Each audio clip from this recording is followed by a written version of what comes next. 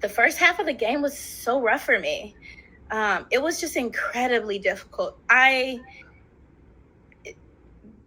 There's no way around it. Those were some of the worst moments in the game for me before the merge. And I just remember feeling so excluded, so devalued, so apparent. Like, it was so apparent that, like, Katurah is not a person who's going to offer us value, or at least that was the perception and that was the energy. And, you know, that's tough. That's tough to feel. That really low, devalued, nobody's prioritizing you. Nobody's going to strategize with you. Nobody's going to talk to you about anything real and serious. And you're trying, right? Like, I'm trying. Like, I tried my damnedest. And I'm, you know, in my real life, I'm just a poor Black girl from Missouri, but I've been in spaces with millionaires, with legislators, with presidents, with CEOs, based on where I am now in the world. And I do that because I know how to navigate people. I know how to talk to different people and be able to maneuver different types of personalities. So I remember being like, why is this not working on Bello? Like, I'm giving, you know what I mean? Like, everything you see me, I'm like, yes, we did it. Bello's strong. We got it, guys. Like, I'm giving all that I can give and trying to make every connection. And it's just simply not working. And we can talk more about the reasons why behind that. But by the time I hit day 12 and we got to the merge, and it was still like, okay, we're gonna give it one more try with Bello because we can get these numbers, right? Put everything to the side, give it one more try, and it's still not working.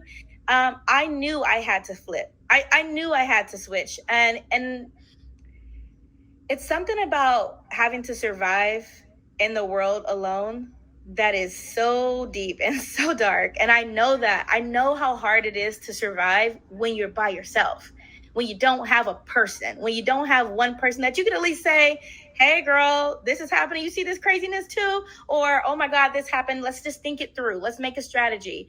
And so I knew that translates to real Survivor. You cannot go anywhere in the game of Survivor without an ally. You're not going to get far if you don't have at least some people in your corner. And so I reached a point where it was like, I don't want to be alone. I don't want to do the whole game alone. In fact, I want to play the game, and I can't play it if I'm just at the bottom of somebody's bottom. Like, I wasn't even at the bottom. I was like at the bottom and like kicked at the bottom. You know, it was like, damn, like, you know. And I remember at the Caleb vote, I, talked to D. I think I talked to D and Austin at the time. And I was like telling them, hey, I'm ready. I've been trying. I'm ready to flip over. Jake's not with you, because they thought Jake was going to vote with them to get out Caleb. Was like, Jake's not with you. He's got his whole crazy plan. Why don't we do this? Let me switch over. I'm looking for a home. And I literally said those words. I'm looking for a home. I'm dying for a home. I'm dying to have anybody who will just play the game with me.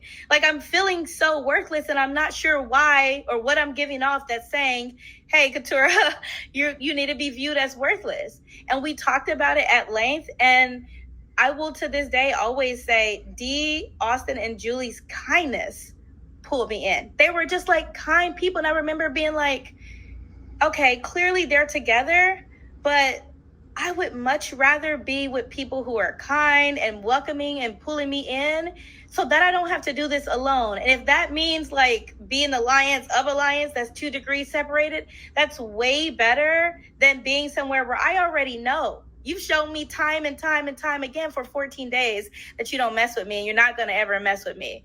And so once we started that relationship, it was completely on. And it was so crazy, because I remember moments where we would strategize, and I would say to myself, like, oh, they're talking to me about strategy. You know what I mean? Like, oh, okay. So they view me at, like little things, because it's almost like the relationship where your boyfriend is so shitty for so long, and you're being like, babe, I'm just begging for some little tiny quality time. And then you meet a guy and he's like, yeah, I bought you a coffee. And you're like, whoa, oh my God. I'm like, wow, you really care about me. And so it was kind of that effect where I was like, I've been starved of give a fuck, you know. Yeah. I don't mean to cuss, but yeah. And then they would like one day Austin was like, okay, Katurah, we think we want to have you do this on the challenge because you're one of our strongest girls. And I'm like, you guys think I'm strong, you know? And I'm like, oh, nobody ever called me strong at Bella, you know? And they're like, oh, Katurah, what do you think? Can we vote this person out? And I'm like, nobody ever asked me anything, you know? So it became like kindness, I think, started it. And then it was like, oh, actually, I remembered who I was. And they actually saw me for who I was. And I think it was like once I got outside of that Bello bubble, which had labeled me in this certain way, and I couldn't get out of that. Once I got away from that, that game felt amazing.